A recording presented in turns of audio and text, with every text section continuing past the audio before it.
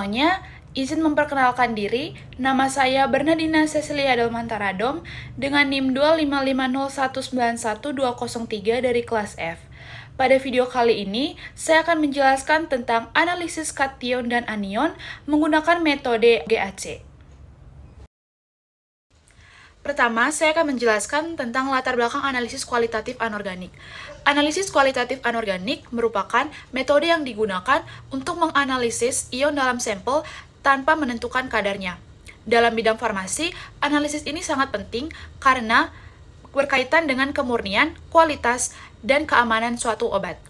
Bahan baku yang digunakan dalam proses pembuatan obat harus aman dan tidak mengandung zat berbahaya, seperti logam berat. Salah satu logam berat yang harus diwaspadai adalah tembaga, dan dapat menjadi cemaran dalam suatu bahan alam seperti kunyit. Oleh karena itu, diperlukan suatu metode analisis yang sistematis dan dapat diandalkan, seperti metode analisis GAC. Tujuan dari analisis ini adalah untuk mengidentifikasi kation dan anion dalam suatu sampel menggunakan metode GAC. Selain itu, analisis ini juga bertujuan untuk mengetahui apakah terdapat cemaran logam tembaga dalam simplisia kunyit. Dengan menggunakan analisis ini, diharapkan kita dapat memahami bagaimana penerapan metode GAC secara langsung serta mampu menginterpretasikan hasil reaksi kimia yang terjadi. Selanjutnya, saya akan menjelaskan tentang dasar teori dari GAC.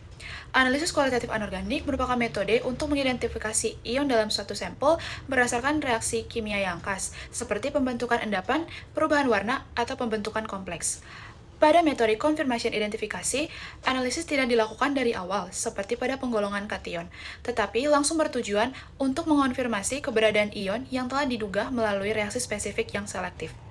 Setiap ion memiliki ciri khas, misalnya ion Al3+, membentuk endapan putih yang bersifat amfoter, sedangkan anion NO3- dapat diidentifikasi melalui uji cincin coklat. Pada sampel bahan alami seperti kunyit, dilakukan destruksi terlebih dahulu untuk menghilangkan matriks organik dan membebaskan ion logam. Dengan demikian, metode ini lebih cepat, spesifik, dan akurat dalam memastikan identitas zat sesuai dengan prinsip dalam Vogel Textbook of Macro and Semi-Micro Qualitative Inorganic Analysis.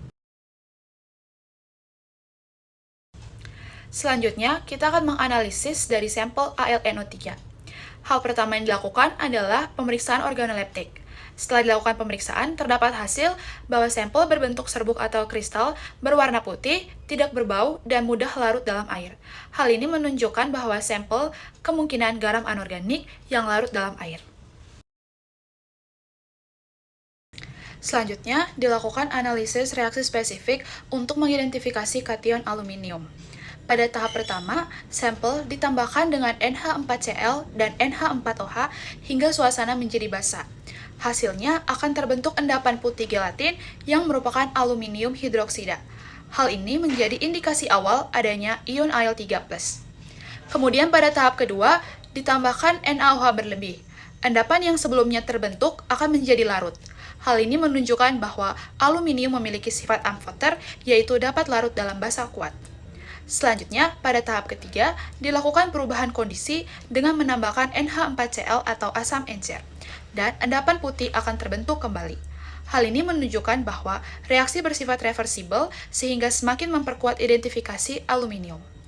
Pada tahap keempat, ditambahkan dengan asam klorida encer, dan endapan kembali larut. Hasil ini konsisten dengan sifat kimia dari ion aluminium.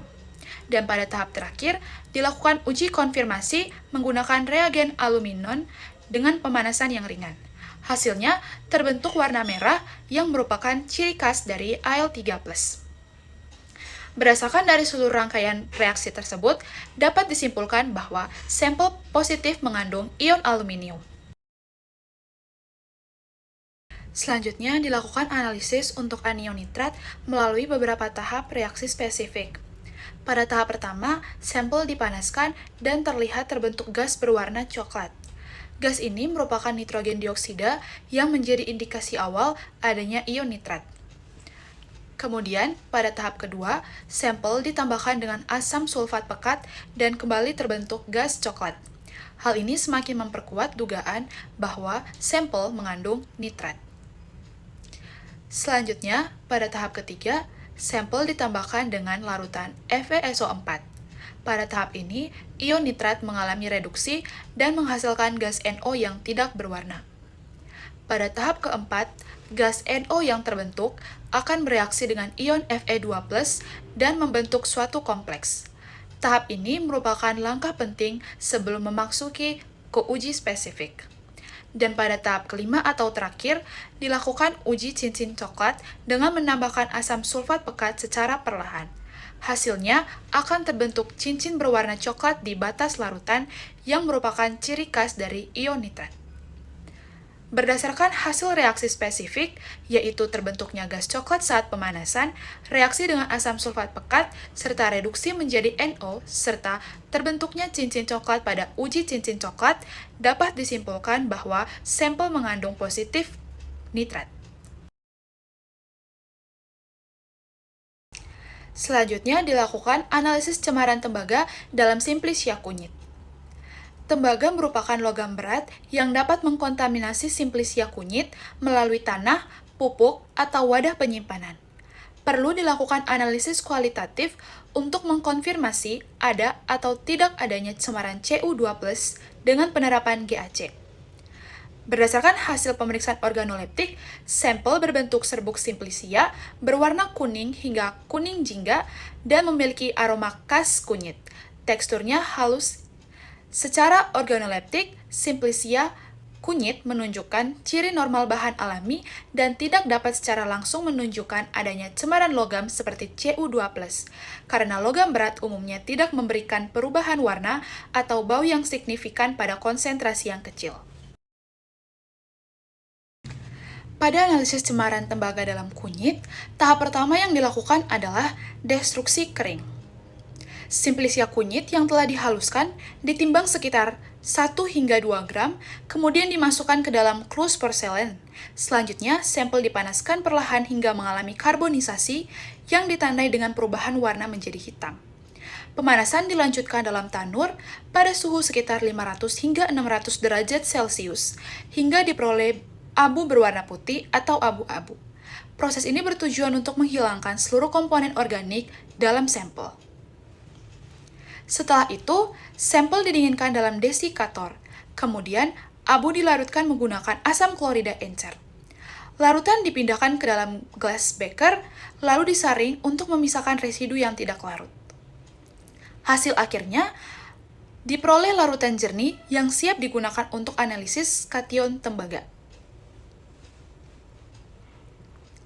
Selanjutnya, dilakukan tahap pengendapan untuk memisahkan ion tembaga dari larutan. Larutan dibuat dalam suasana asam, kemudian ditambahkan dengan preaksi sulfida seperti H2S atau natrium sulfida. Pada kondisi ini, akan terbentuk endapan berwarna hitam, yaitu tembaga 2 sulfida. Endapan kemudian disaring dan dicuci menggunakan air panas untuk menghilangkan pengotor.